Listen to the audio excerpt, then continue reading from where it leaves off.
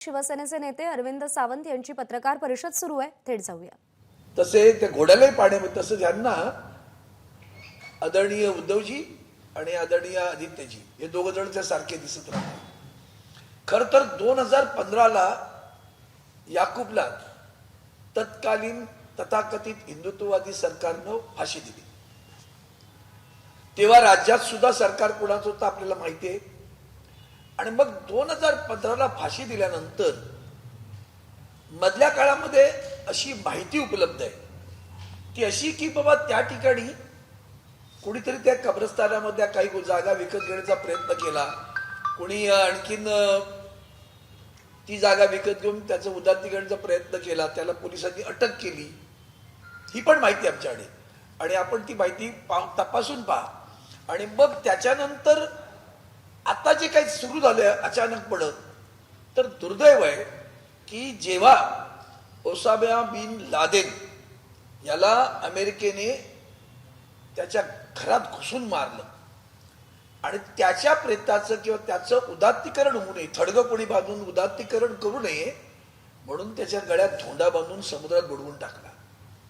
मग हे जे हिंदुत्ववादी सरकार केंद्रात बसलं होतं आणि राज्यातही त्यांचा नेते देवेंद्र फडणवीस होते, तिथे मोदी साहेब होते.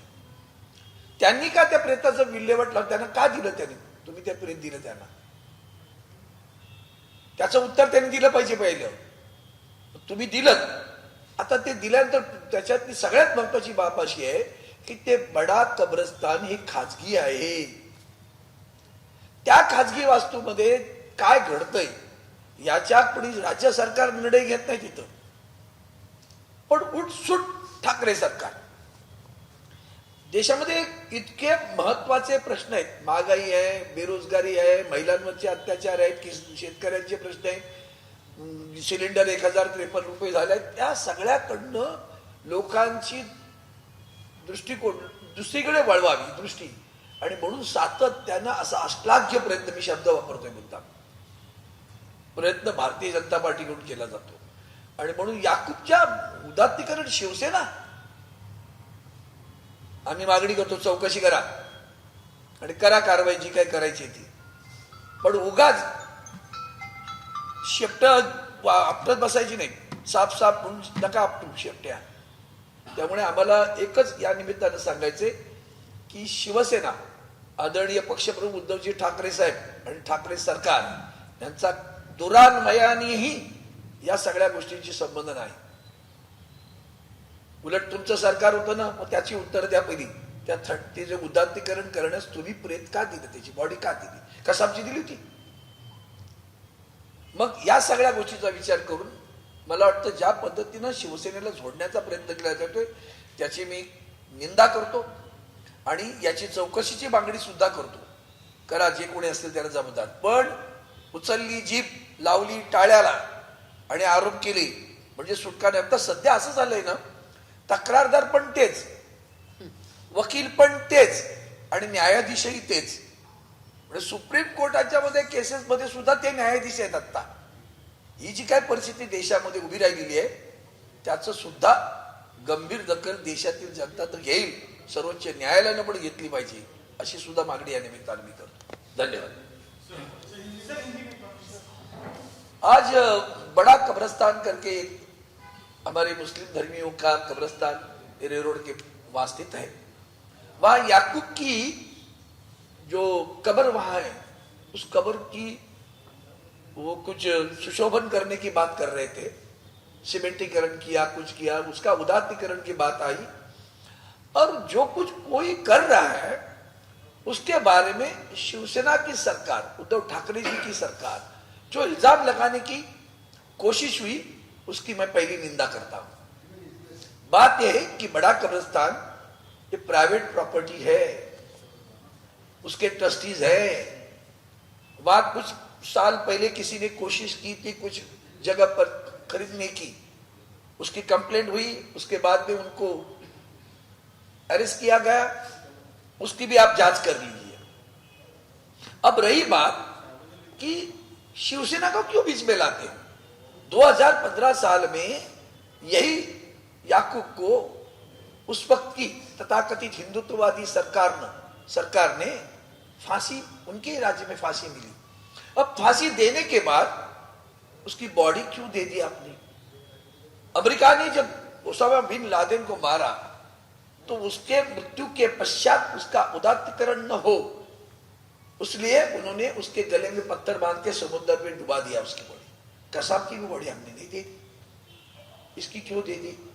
केंद्र में आपकी ही सरकार थी, राज्य में तो देवेंद्र फडणवीस थे, क्यों नहीं किया?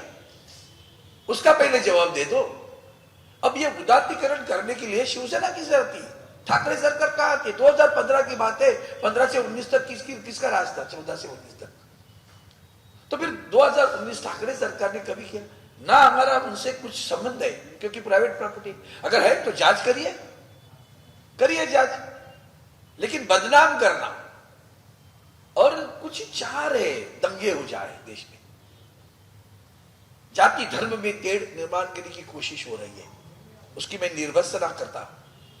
जांच करिए, बिना कागज के कोई जो आता है कुछ भी इल्जाम लगा देता है, ये पूरा गलत काम हो रहा है, इसलिए उसकी भी निर्वसना, जांच की भी मांग करता हूं। तो ये जो बात हुई कब्रिस्तान में याकूब के बारे में, उसके परिवार वालों ने की, किसने की? अच्छा, वहां एक ही खबर है? ऐसी कितनी खबर है कि जिसका सुशोभीकरण कर रहे हैं वो लोग? तो उसका कोई जांच करिए। कोई समर्थन नहीं करता आतंकवादियों का, समर्थन शिवसेना, सोच भी कैसे कर सकते हो आप लोग? शिवसेना मांग करती है, इसलिए मैंने कहा यही तो दो थे, जांच करिए। क्यों उसकी बॉडी आपने दे दी, उसका भी उत्तर दीजिए। खुद कुछ गलतियां करे और दूसरे पर इल्जाम लगे।